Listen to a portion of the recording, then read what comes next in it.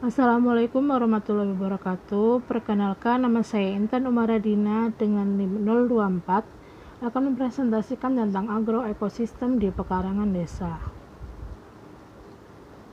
Agroekosistem merupakan sistem ekologi dalam suatu lahan pertanian yang di dalamnya terdapat hubungan antara komponen biotik dan lingkungannya. Agroekosistem atau ekosistem pertanian merupakan satu bentuk ekosistem binaan manusia yang perkembangannya ditujukan untuk memperoleh produk pertanian yang diperlukan untuk memenuhi kebutuhan manusia. Kemudian, saya akan membahas tentang ekosistem pekarangan desa.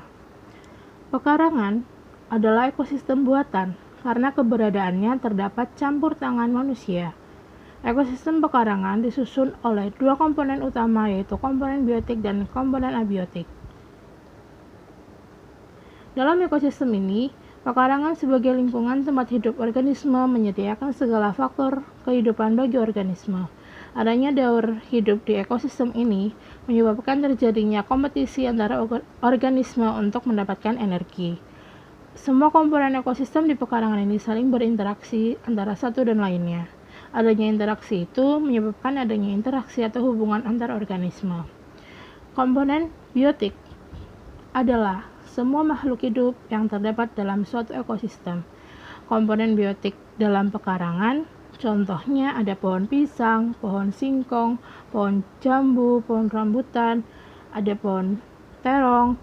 Kemudian untuk makhluk hidup lainnya ada manusia, ada ayam, ada kucing, ulat bulu, dan masih banyak lainnya.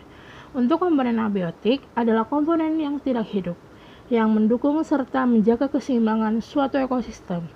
Komponen abiotik di dalam pekarangan adalah cahaya matahari, batu, udara, air, tanah, dan pasir.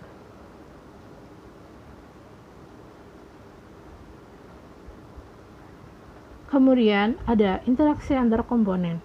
Bentuk interaksi dalam ekosistem pekarangan ada interaksi biotik dan abiotik. Contohnya, interaksi pohon jambu dengan komponen abiotik seperti cahaya, air, dan udara. Selain itu, ada netralisme, predasi, kompetisi, komensalisme, dan mutualisme. Contoh dari netralisme adalah kangkung liar dengan padi, yaitu ekosistem yang termasuk interaksi netral. Yang kedua, predasi. Predasi adalah interaksi biologis ketika suatu organisme pemangsa membunuh dan memakan organisme yang lain. Contohnya, ayam memangsa cacing. Kemudian ada kompetisi, yaitu antara rumput liar dan bayam, bersaing memperebutkan air dan unsur hara. Kemudian ada komensalisme. Komensalisme adalah interaksi laba-laba dengan pohon kedondong, di mana laba-laba sebagai pihak yang diuntungkan karena mendapat tempat tinggal, sedangkan pohon kedondong tidak dirugikan. Kemudian ada simbiosis mutualisme. Contohnya lebah dengan bunga pohon rambutan. Yang terakhir ada evaluasi. Produktivitas dari pekarangan ini adalah tumbuhan yang ada di pekarangan memiliki pertumbuhan yang cukup baik dan subur, namun memiliki produktivitas yang cukup rendah. Beberapa organisme lain sebagai produsen yang dapat mencukupi kebutuhannya sendiri, tapi ada juga yang berperan sebagai gulma dan menjadi parasit bagi organisme lainnya, dan beberapa organisme berperan sebagai konsumen. Meskipun begitu, tumbuh-tumbuhan di sana terlihat begitu subur. Produktivitas yang dihasilkan pekarangan tersebut cukup rendah karena gangguan hama dan gulma. Tapi hal itu memberikan keuntungan bagi beberapa organisme.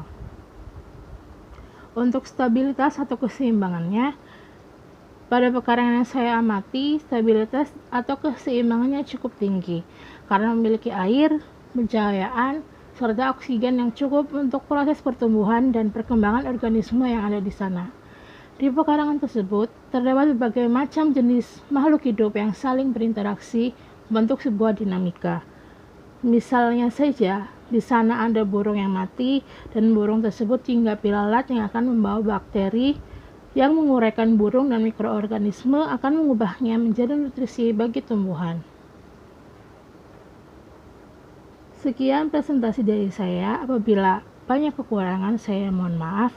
Wassalamualaikum warahmatullahi wabarakatuh.